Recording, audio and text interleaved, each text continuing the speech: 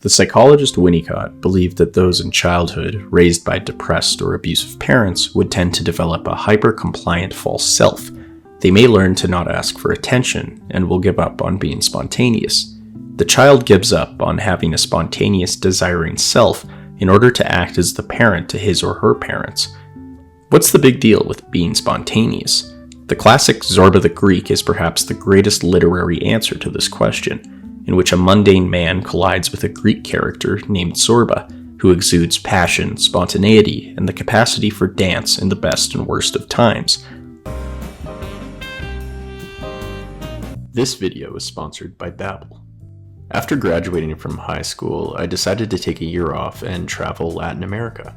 I visited Buenos Aires in Argentina, where I immersed myself in the culture of tango, delicious street food, and beautifully unique architecture.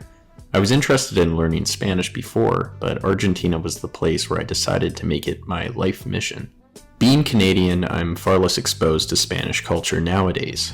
Thankfully, though, there's Babbel, an app that offers a diverse set of methods including podcasts, games, and lessons para aprender tu idioma preferido. Most recently, I've really been enjoying the podcasts offered on the app that are very immersive and expose me to how real Spanish speakers actually talk. The podcasts also offer lots of interesting cultural facts. Just today I listened to Journey to Monkey Island, which was about volunteering at a Peruvian wildlife refuge for monkeys. For an additional price, you can also sign up for live virtual classes that are taught by certified teachers and help with maximizing speaking practice. Click on the link below and get up to 65% off Babbel. That's less than $5 a month to learn a language. Zorba feels like someone you might have met before, his familiarity emergent in his sense of feeling at home no matter what, and championing life above all else. The greater lesson to be learned from Zorba is his constant embrace of happiness through his immediate environment. The narrator quotes Confucius, who argues that many seek happiness higher than man, others beneath him. But happiness is the same height as man. Some pursue happiness through intellectual pursuit, unraveling the puzzle of the universe. Or perhaps they work many hours in search of the ideal life. Others seek happiness in quick fixes of material attainment and substance abuse. Zorba, admittedly, isn't reluctant to indulge in the latter, but it is how he does so that I find intriguing. He desires no object, nor does he wish to be seen a certain way. He is, in a sense, entirely free. And what does he do with this liberty? He dives right into all that surrounds him, singing, dancing, joking, listening, laughing, eating, and drinking. What a strange machine man is. You fill him with bread, wine, fish, radishes, and out of him come sighs, laughter, and dreams. Like a factory. I'm sure there's a sort of talking film cinema in our heads. This is an energy of Thumos, somebody who embraces their wild side and is entirely drunk on life itself. The desire to dance, to sit at a park and read all day, to swim in the ocean, are all immediately embraced. There's little hesitancy, as any doubts are washed away by the beautiful understanding that this is all there is. Such an impulse can be reckless. Zorba breaks hearts and makes deadly mistakes throughout the novel, and to a degree his personality is out of touch with the modern world, as the narrator explains. In more primitive and creative ages, Zorba would have been the chief of a tribe.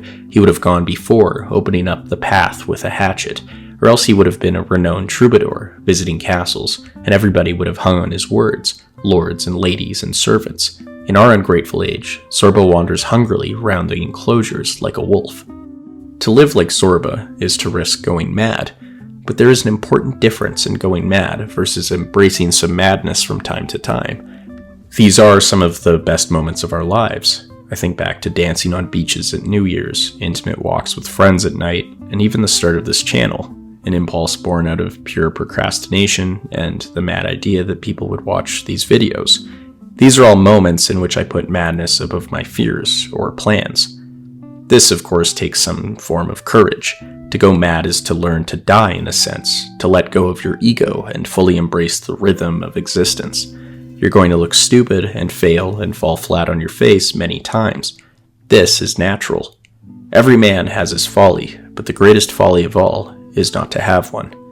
Zorba embraces madness because it is the only acceptable way to exist in full consciousness of death. If If we were to die in the next few moments, we would surely do things that would look insane. Confess our love frantically, indulge in amazing meals at weird hours, shed our occupation, and dance in the street. This is how Zorba lives, whether he dies or not. And in the face of death, madness begins to look pretty sane. It's a little too simple to hear Zorba's instructions to live life and enjoy it when the world is so complex. But giving into some madness might simplify the world just enough to do so.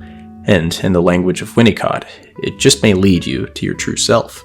How simple and frugal a thing is happiness. A glass of wine, a roast chestnut, a wretched little brazier, the sound of the sea.